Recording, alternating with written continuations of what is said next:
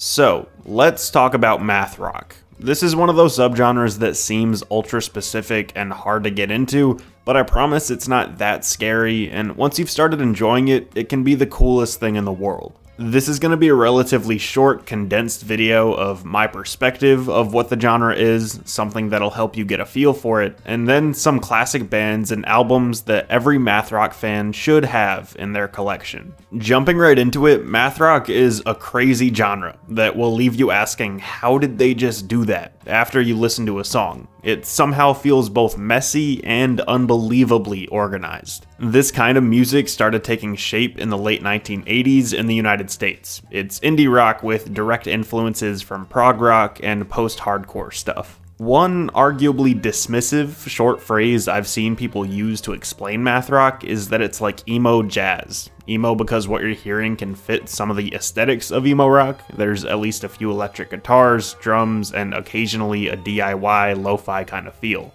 And jazz because on paper, math rock is a lot closer to that than your average mainstream rock band. It seems less structured and more improvisational.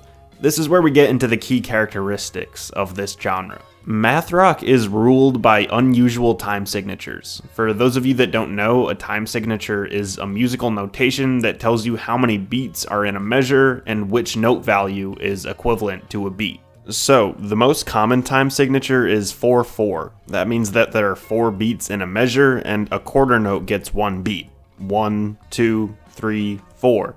1, 2, 3, 4, and so on. That's the base of most pop songs ever, right there. Math rock uses much stranger and more complicated time signatures like 11/8 or 13/8. For example, if we were using something like 9/8, that means instead of 4 beats in a measure, it's 9 beats in a measure, and instead of quarter notes, we're using eighth notes. Instead of 1, 2, 3, 4, 1, 2, 3, 4, it's 1, 2, 3, 4, 5, 6, 7, 8, 9, 1, 2, 3, 4, 5, 6, 7, 8, 9, and so on. That's what gives math rock its name. Trying to get everyone on the same page within those time signatures, switching them around mid-song, playing different notes, whatever, all those things combine for something very complicated, something that, in theory, requires a lot of math. Other main characteristics of the genre include the aforementioned abstract song structures. Instead of something like verse-chorus, bridge-chorus,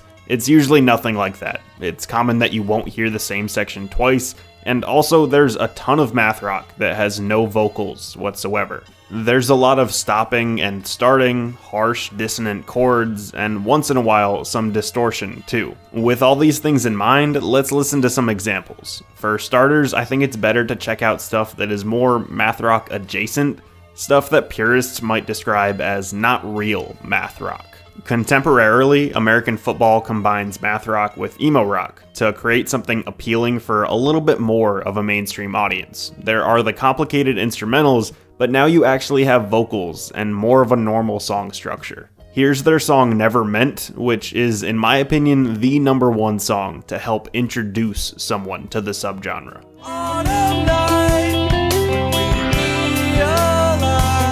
And then, just to name a couple of classics, these are some of the must-know bands when it comes to math rock. Don Caballero is one of the most prominent of all these groups. Their album What Burns Never Returns is my personal favorite. Their drummer Damon Che is absolutely mind-blowing. Here's a snippet from a song with an interesting title.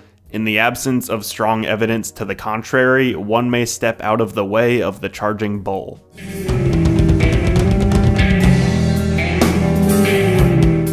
Tera Melos is another fascinating band of the genre. Their Untitled album is absolutely nuts. They're pretty experimental, and the song Melody 2 is this ever-changing combination of hardcore, jazz, and electronic music.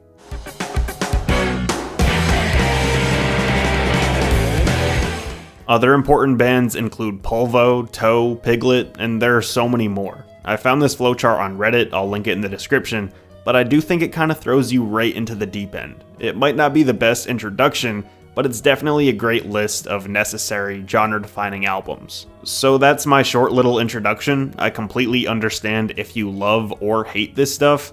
I think it's ridiculously impressive, but at the same time, it's not music that I personally choose to listen to all the time.